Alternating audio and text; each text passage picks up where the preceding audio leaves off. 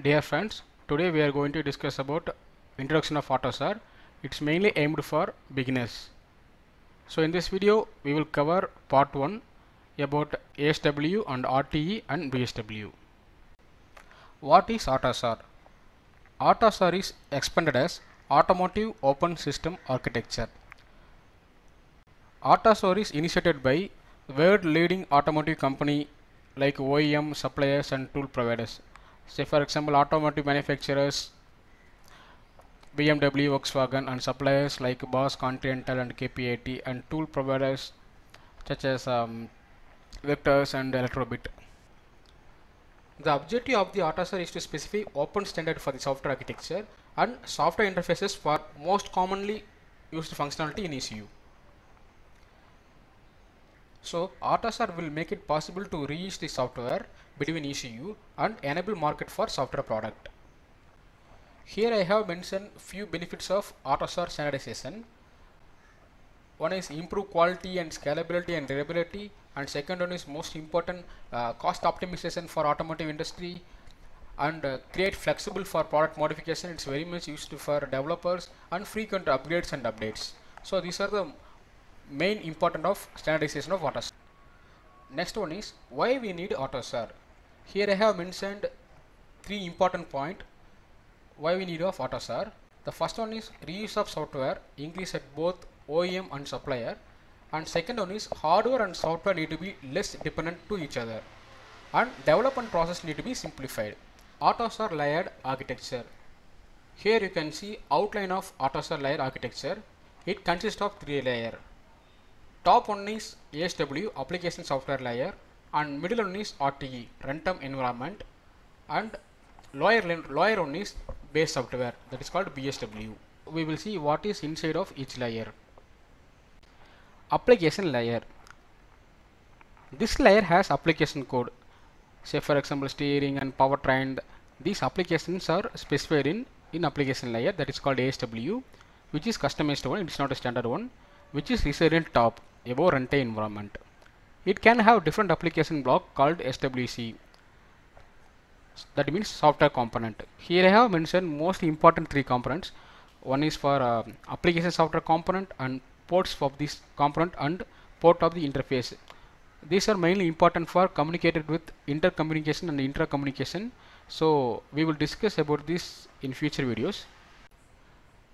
And middle level layer, that is RTE runtime environment. This is one of the most important layer of AutoSAR. It provides communication between one software component to another software component, and also between ECU, one is to another ECU, that is called intercommunication, and one software component to another software component, it is called for intra-communication, which is handled by the VFB, virtual function bus, which all we will discuss about in future videos. And application layer use this layer while communicating with other layer below. So here ASW and BSW, which is communicated through runtime environment, and the software component is always dependent on the interface. This interface which is provided by the RTE. As I said earlier, intra-communication mechanism is like a call, and intercommunication mechanism is like a communication message. Here RTE has the most important responsibility is managing life cycle of the software component. It should start up and shut down the function based on its need. And base software had the permission to call any API function or any other module, but the application software can only communicate through ports. And next one is lower level layer, that is called BSW, base software. So inside BSW there are three more layers are there. One is service layer, green one is, and the second one is ECU abstraction layer, and third one is MCall, that is nothing but microcontroller abstraction layer, and CDD, this is nothing but complex device driver. So now we will see each layer of BSW. Here you can see AutoSAR layer architecture. Topmost layer is application software, SWC1 and SWC2 and like that, and this is middle level layer, runtime environment, and below one is BSW layer. So BSW layer sublayer into three more layers. One is service layer, and ECU abstraction layer, and one is MCall, microcontroller abstraction layer. Service layer. Like I said, this is one is topmost layer of the BSW layer. It provides BSW module to the application software by the help of RTE, and this is totally independent of the microcontroller and also ECU hardware. This service layer provides functions such as COM services, communication services, diagnostic services, and system services. So in future video we will discuss about these. In future video we will go see one by one, like what is COM and PDR and fault inhibit manager and dynastic communication manager, DIM and communication manager and network management and OSR and schedule manager, and here you can see memstack, NVM and cryptography and CAN state manager, network manager, like FlexRay state manager and network management.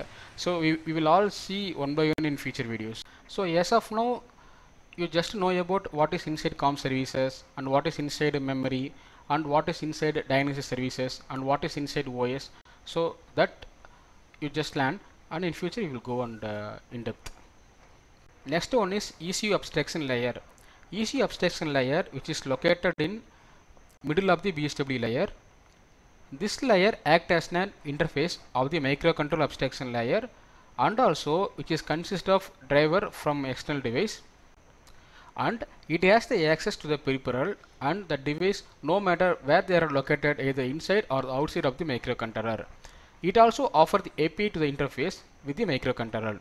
Here you can see ECU abstraction layer. There are interfaces are there. In communication stack you can see CAN interface, FlexRay interface, LIN interface. For MEM stack you can see MEM interface and EEPROM abstraction and PHY, flash EEPROM emulation and watchdog interface.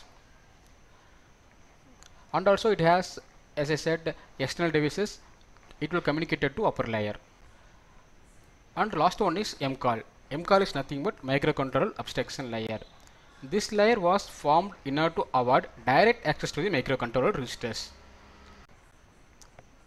The microcontroller abstraction layer is a hardware layer designed to ensure the standard interface to the basic software of the component.